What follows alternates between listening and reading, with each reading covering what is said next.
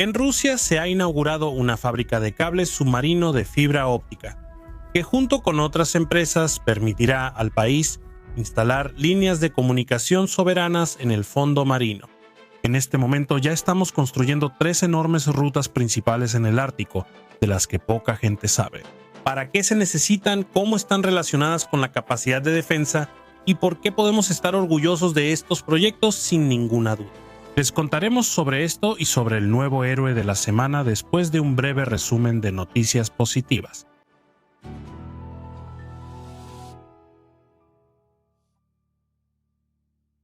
En Sevmash se llevó a cabo la puesta de quilla del submarino nuclear Murmansk del proyecto Yasen-M. Roselmash lanzó la producción en serie de la cosechadora forrajera más potente, la RSM F2 1750. En Kaluga se inició la producción de la nueva versión de 5 plazas del crossover Tenet T8. En Yabarovsk se botó la draga Rhino 25. En Moscú se pusieron en marcha la producción de equipos médicos y la producción de iluminación portuaria para aviación. En la región de Moscú se inauguró una planta farmacéutica, en Primorie una planta de gases industriales, en los Urales una planta de laminación de metales, en la región de Ivanovo una planta de calderas de vapor industriales, en la región de Leningrado una planta de espuma de montaje y en Daguestán una planta procesadora de arroz.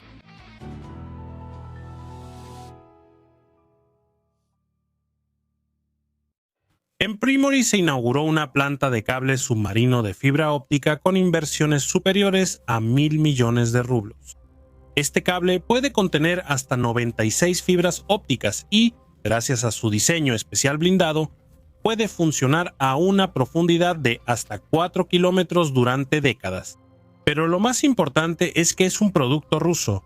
El núcleo óptico, el corazón del futuro cable, se fabrica en la planta de Perm. Luego, el producto semi-elaborado llega a la nueva planta en Primory, donde se ensambla el producto terminado y de inmediato se carga a bordo del buque de tendido de cables. Después de que la empresa alcance su máxima capacidad, producirá 2.500 kilómetros de cable al año, y la ubicación en el lejano oriente no fue elegida por casualidad. Es precisamente aquí donde comienzan tanto las líneas ya existentes, como Sajalín, Magadán, Kamchatka, Kamchatka-Chukotka y Sajalín-Islas Kuriles, como las que están en construcción.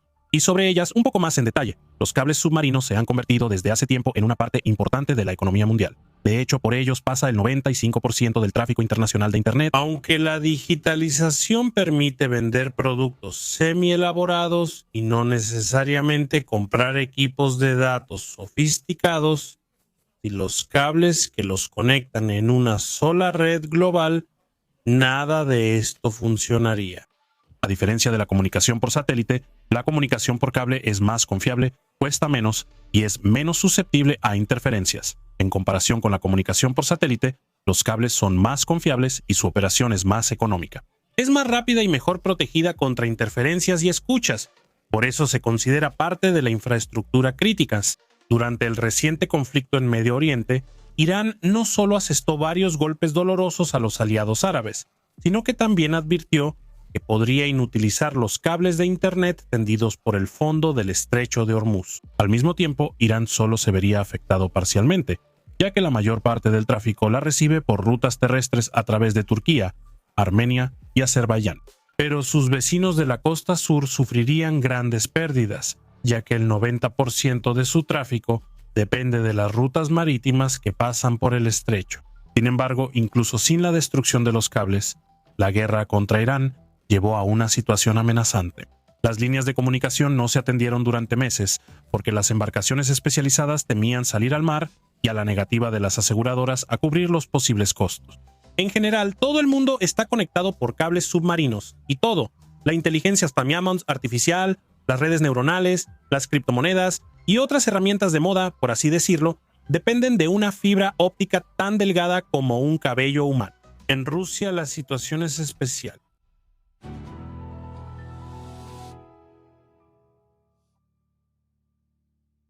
Rusia es el país más grande del planeta.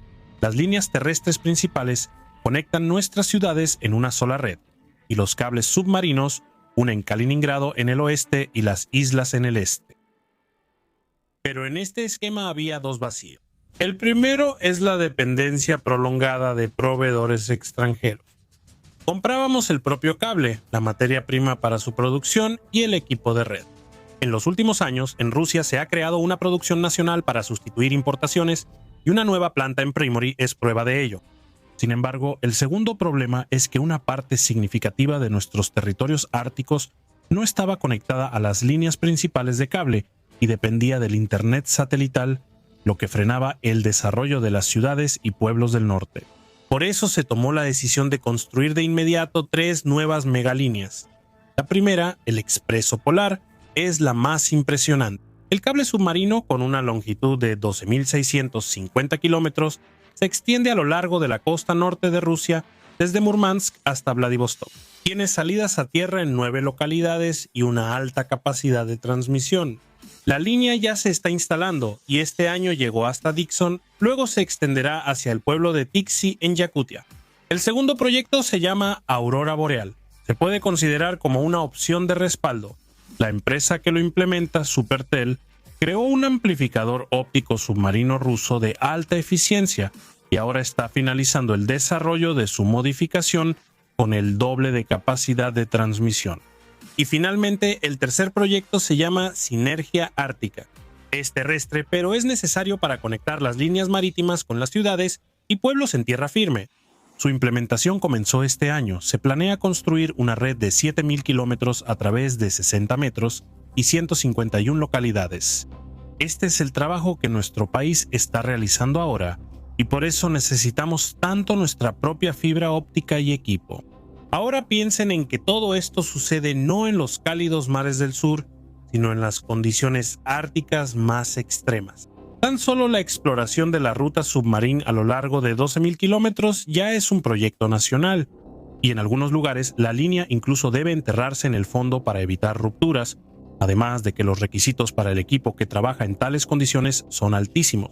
Todo esto lo hace Rusia por sus propios medios. Pero ¿de verdad es solo para dar acceso a Internet, seamos sinceros, a los asentamientos del norte que no son muy poblados? En el Ártico ruso hay una enorme cantidad de bases militares, guarniciones, instalaciones isleñas y costeras, estaciones de radar, bases de suministro, así como la flota del norte. Todos ellos necesitan comunicación moderna y protegida.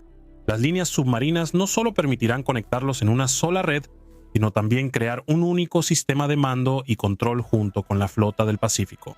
Y eso significa que podremos reaccionar más rápido a los cambios de situación en las zonas estratégicamente importantes para nosotros y no temer los intentos del enemigo de interferir o distorsionar la señal.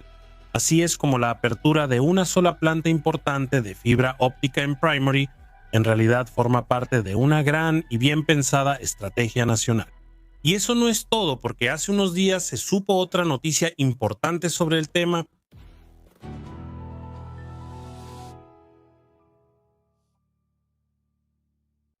Las empresas de Rosatom, el Instituto de Investigación Científica NPO Luch y Gilead Med, por primera vez en la historia de Rusia, pusieron en marcha la producción de fósforo rojo especialmente puro y oxifluoruro de fósforo.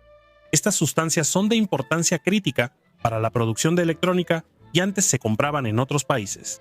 La realización del proyecto tomó alrededor de 2 años y medio.